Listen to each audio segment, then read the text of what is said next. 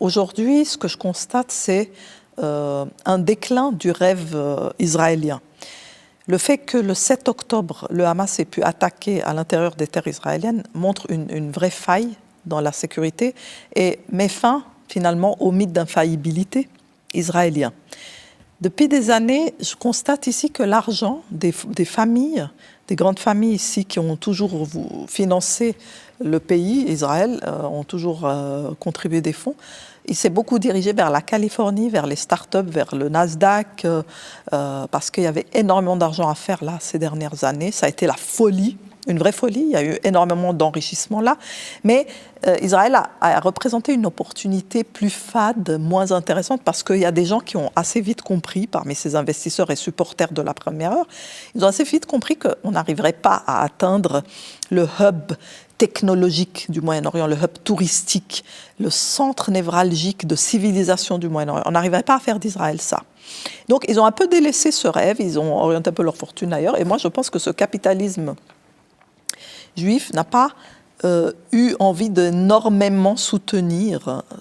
C'est des gens qui sont libres de mettre leur argent où ils veulent. Et la mobilisation, c'est peut-être un peu émoussé parce qu'aussi, c'est vrai que c'est une situation inextricable.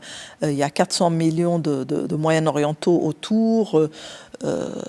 Donc aujourd'hui, le hub technologique, touristique, civilisationnel, sportif, culturel, qui a toutes les ambitions de la terre, c'est qui? C'est l'Arabie Saoudite et c'est Dubaï. Et ils ont dépassé Israël. Donc, beaucoup de gens ont compris que le game était un peu fini ou compromis, et ce serait plus jamais pareil.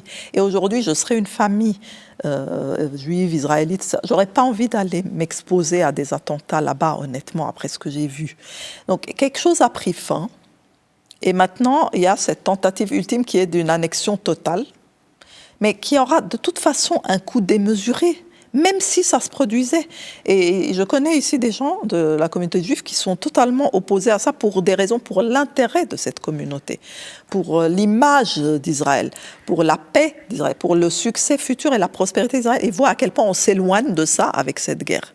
Donc, du point de vue de beaucoup de personnalités ici, oui, parce que ça n'est plus le même soutien. C'est ça, parce que l'image d'Israël, finalement, on prend un coup. Ah oui, ça part en vrille, disons. Le projet part en vrille.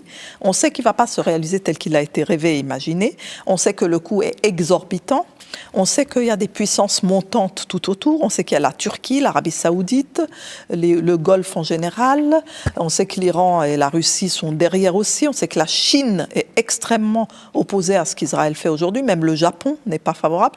Ça fait trop d'opposition. Aujourd'hui, Israël et en général l'Occident se retrouvent un peu minorisés finalement sur la scène mondiale. Et ça, c'est les choses qu'on ne voit pas suffisamment dans nos médias. C'est ce que nous, médias, devrions vraiment expliquer. On devrait expliquer le véritable rapport de force. On arrête d'entretenir des rêves, des illusions. On explique qu'on est vraiment en déclin et qu'autour de nous, il y a des forces et que tout est rapport de force en géopolitique, il ne faut pas rêver, il faut devenir un peu rationnel. Ces idéologies suprématistes, impérialistes, ont fait leur temps. Elles ont maintenant un coût démesuré, surtout pour le citoyen européen.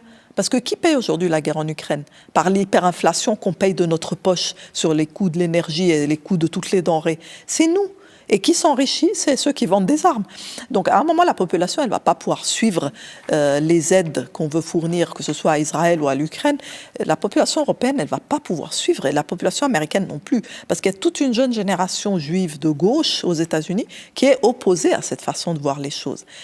C'est des idéologies extrémistes qui ont fait leur temps. L'impérialisme, le suprématisme, ils ont fait leur temps parce qu'ils ont été défaits par le pur rapport de force, par la réelle politique. C'est pas par une morale divine qui s'est abattue sur eux, c'est par la réelle politique.